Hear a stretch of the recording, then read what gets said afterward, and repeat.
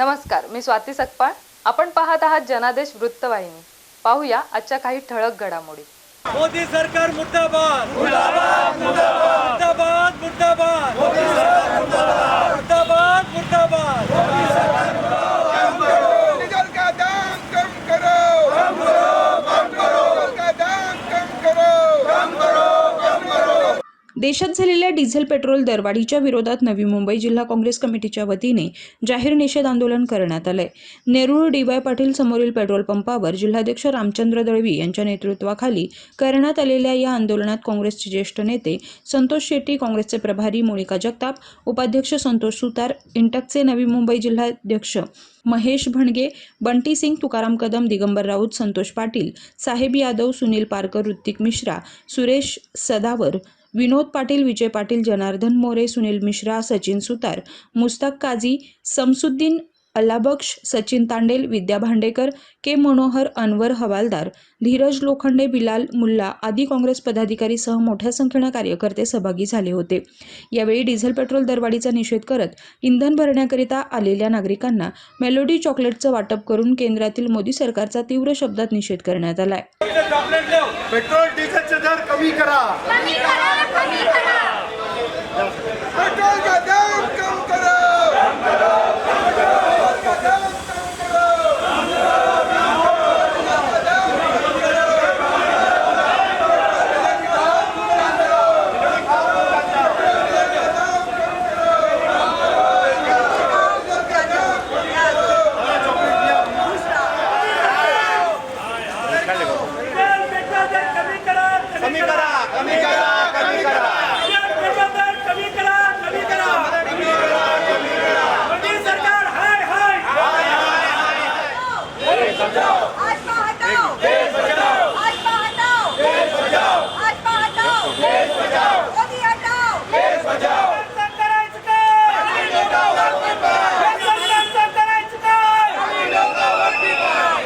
पूर्ण देशाला माहिती आहे आज देशाची परिस्थिती काय आहे.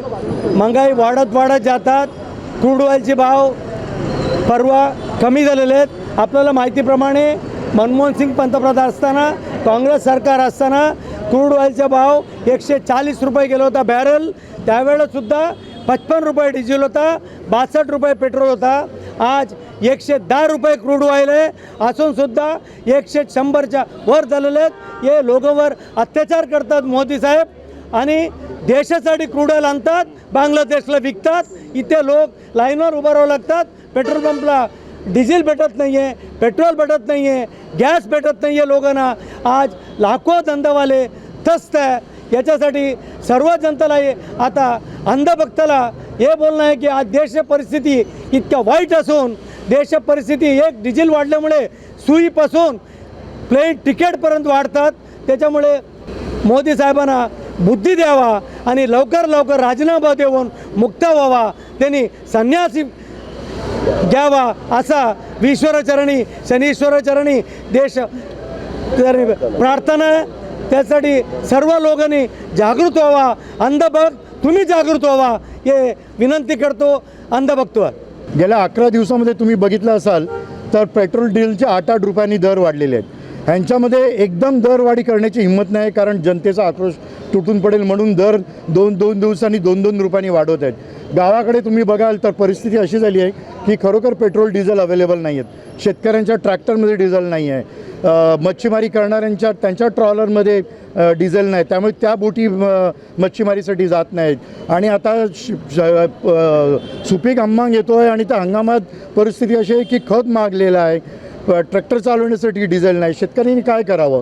तर हा सगळा जो ह्या लोकांनी घातलेला गोंधळ आहे हा यांना देश चालवता आलेला नाही आहे. कारण कसं आहे तुम्ही बघाल तर आजही आपण इराण आणि रशियाकडनं पेट्रोल डिझेल घेऊ शकतो, पण का घेत नाही आहेत? आम्ही त्यांना सरकारला सुचवतो, त्यांना सजेशन देतो की तुम्ही हे पेट्रोल डिझेल जे क्रूड ऑइल आहे ते तुम्ही इराणकडनं घ्या, तुम्ही रशियाकडनं घ्या, जे आपल्याला क्रेडिटवर देतात, इन्शुरन्स देतात, ट्रान्सपोर्टेशनमध्ये सवलत देतात. पण तुम्ही का घेत नाही या गोष्टीचं उत्तर द्या. तुम्ही का अमेरिकेच्या मागे धावताय, का अमेरिकेला वागता? अमेरिका आज आमचा देश चालवतो. पेट्रोल डिझेल स्वस्त करून लोकांना अवेलेबल करून द्या. इराण रशियाकडनं हिंमत असेल तर खरेदी करा आणि लोकांना या महागाईपासून वाचवा. ₹1 जर पेट्रोल डिझेलची वाढ झाली तर महिलांच्या बजेट जे आहे घरात कमीत कमी ₹1ची ₹1000 बजेट वाढतो. आता ₹8 वाढला आहे म्हणजे ₹8000 बजेट वाढलेलं आहे. गॅस नाही भेटत आहे, गॅसचे दाम वाढले. ₹8 पेट्रोल वाढलं आहे, डिझेल वाढलं आहे. हे कशामुळे झालं आहे? याचं कारण हे आहे की आपले जे प्राईम मिनिस्टर आहे, प्रधानमंत्री आहे, प्रचार मंत्री आहे, ते कॉम्प्रोमाइज झालेले आहे. आणि जेव्हा इलेक्शन्स होते, बंगालचे इलेक्शन होते, तमिळनाडूचे इलेक्शन, तेव्हा वाढलं नाही. आणि आता जेव्हा पूर्ण विश्वात पेट्रोल आणि याचे भाव कमी व्हायला लागले, आपले इथे वाढायला लागले.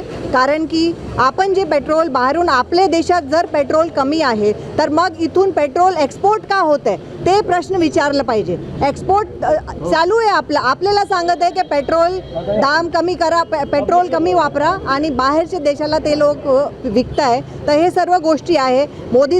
मोदीला देश चालवता येत नाही आणि त्यांनी फक्त राजीनामा दिला पाहिजे. आता बीजेपी सरकारला सर्व जनता त्रस्त झालेली आहे. ह्या वाढत्या महागाईमुळे जनतेला हे बीजेपी सरकार नकोसं झालेलं आहे. आज एवढं सगळं दरवाढ वाढून ठेवलेली आहे की महिलांचं बजेट सगळं कोलमडलेलं आहे आणि सामान्य जनतेला जगणं खूप मुश्किल झालेलं आहे. त्यामध्ये भाजीपासनं गॅसपासनं तर सगळ्या पेट्रोल डिझेल सगळे दरवाढ सरकारने करून ठेवलेली आहे. सर्वसामान्य जनता ह्या महागाईमध्ये जगू शकत नाही. त्यामुळे अनेक अशा घटना घडायला लागलेल्या आहेत. आत्महत्या अशा भरपूर साऱ्या घटना घडत आहे. बीजेपी सरकारने ह्या गोष्टीकडे लक्ष दिलं पाहिजे, नाहीतर काँग्रेस यांच्या विरोधात अनेक असे आंदोलन सुरू राहतील. ही फक्त सुरुवात आहे काँग्रेसची. काँग्रेसने आता ही सुरुवात केलेली आहे भारतीय जनता पार्टीच्या विरोधात आणि महागाईच्या विरोधात. यापुढं प्रचंड मोठा असा उद्रेक होईल. त्याचा फक्त काँग्रेस नसेल तर पूर्ण जनता असेल याच्यामध्ये बरोबर. फक्त काँग्रेस म्हणून नाही तर ही भारतातली जी जनता आहे ती जनता स्वतः उग्र आंदोलन करेल असं मला वाटतं आहे. कारण ह्या भारतीय जनता पार्टीने ज्या पद्धतीने आपली मजुरी चालवलेली आहे त्या मजुरीला कुठेतरी उत्तर देणं आहे. आणि ह्या भारताची जनता इतकी ही नाही, अशिक्षित नाही, शिक्षित जनता आहे. त्याच्यामुळं ह्या दरवाढीला किंवा ह्यांच्या ज्या मजुरीला उत्तर देण्यासाठी पूर्ण भारतातली जनता काँग्रेससोबत येणार आहे. मी एक सर्वसामान्य नागरिक आहे. मी रिक्षा चालवून माझा कुटुंब चालवतो. परंतु मोदी सरकारने एवढी महागाई वाढवली की त्याच्यामध्ये जगणं मुश्किल झाले सर्वसामान्याला. आता ह्या महिन्यामध्येच डिझेल आणि पेट्रोलचे दर 2 वेळा वाढवले. 3 वेळा 2-3 वेळा वाढवले. आमचा पण CNG गॅस हा ह्या आठवड्यामध्ये 2 वेळा वाढला. कारण सर्वसामान्यांना जगणंच मुश्किल करून ठेवलं आहे त्याच्यामध्ये. काँग्रेसच्या वतीनं करण्यात आलेल्या पेट्रोल डिझेल दरवाढी विरोधातील आंदोलनानंतर काँग्रेसच्या शिष्टमंडळाच्या वतीनं कोकण आयुक्तांना याबाबतचं निवेदन सादर करण्यात आलं. त्यामुळे झालेली ही इंधन दरवाढ केंद्रातील मोदी सरकार कमी करून जनतेला दिलासा देते की अजून दरवाढ करून जनतेला महागाईच्या खाईत लोटते हे आता पाहावं लागेल.